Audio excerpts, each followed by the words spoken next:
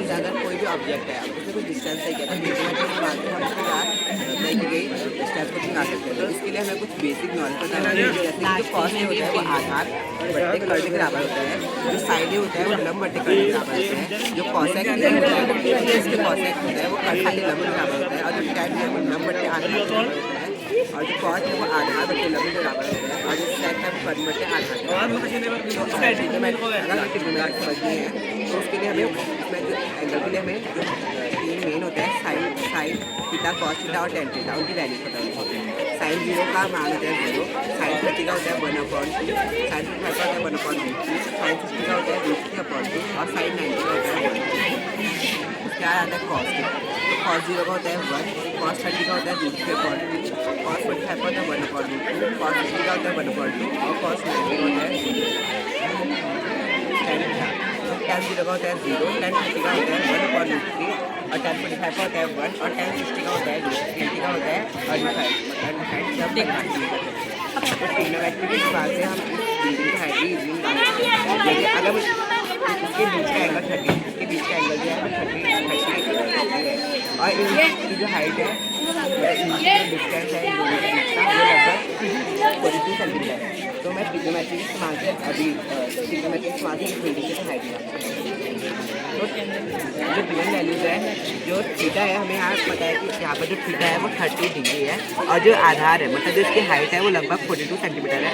तो मैं application of trigonometry के इस्तेमाल से इस बिल्डिंग की हाइट निकाल सकता हूँ। ये tan थीटा जो होता है वो लंब बट्टे आधार के बराबर होता है और tan 30 का जो वैल्यू होती है वो √3 होती है। इसमें लंब जो है इसका अगर मैं एक डायग्राम बनाऊँ मैथ्स में तो वो कुछ इस तरह बनेगा। जो बिल्डिंग है वो AB है और जिसका आधार है वो BC है और जो कर्ण जो मैंने बनाया है इसे हम AC कहते हैं।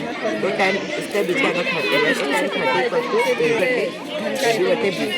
tan 30 का मान होता है 1/√3 और =AB/42। मुझे AB की वैल्यू फाइंड करनी है तो मैं यहाँ क्रॉस मल्टीप्लिकेशन हो जाएगा 42 और AB √3 और AB ये √3 हम बैठ में जाएगा तो AB 42/√3। 42 को हम 14 × 3/√3 लिख सकते हैं और उसकी जो आंसर आ जाएगा वो AB 14√3 की वैल्यू अप्रॉक्स AB जो √3 की वैल्यू होती है वो लगभग 1.7 के बराबर होती है। तो AB आ गया 22 से अप्रॉक्स। और अगर हमसे एक स्केल से नापे तो इसकी वैल्यू भी इसका जो हाइट आ गई 26 की आएगी। हाँ अगर जैसे कि अभी मैंने इसकी वैल्यू में बता रखे कि इसके इस्तेमाल से हम बिना हम इसमें बहुत ज़्यादा कैलकुलेशन नहीं करना पड़ता। हम इजीली एक एंगल से और एक हाइट से इस बिल्डिंग की हाइट निकाल सकते हैं। अभी इस बिल्डिंग की हाइट 26 सेंटीमीटर मैंने निकाल रखी है और यहाँ भी 26 सेंटीमीटर इस बिल्डिंग की हाइट आती है। और इसके इस्तेमाल से हम कोई भी अगर हेलीकॉप्टर है तो इसके अगर मेरे को पता है उसका डिस्टेंस निकालने को कितने दूर उड़ रहा है तो इस ट्रिग्नोमेट्री से हम उसको निकाल सकते हैं। इससे हम कर्ण की लंबाई निकाल सकते हैं, इससे हम इस बिल्डिंग की हाइट निकाल सकते हैं। बस बिल्डिंग का शैडो कहाँ जाएगा ये अंतर क्या है मतलब दोनों में आकृति दोनों में लगी हुई है एक जैसी होती है दोनों में अंतर क्या होता है अंतर बताओ दोनों में।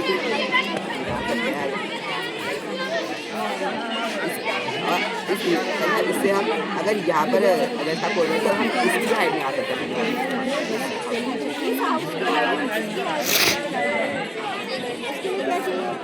हमें इसके यहाँ पर इसका आउटपुट या मेन कोड हमको पता होगा।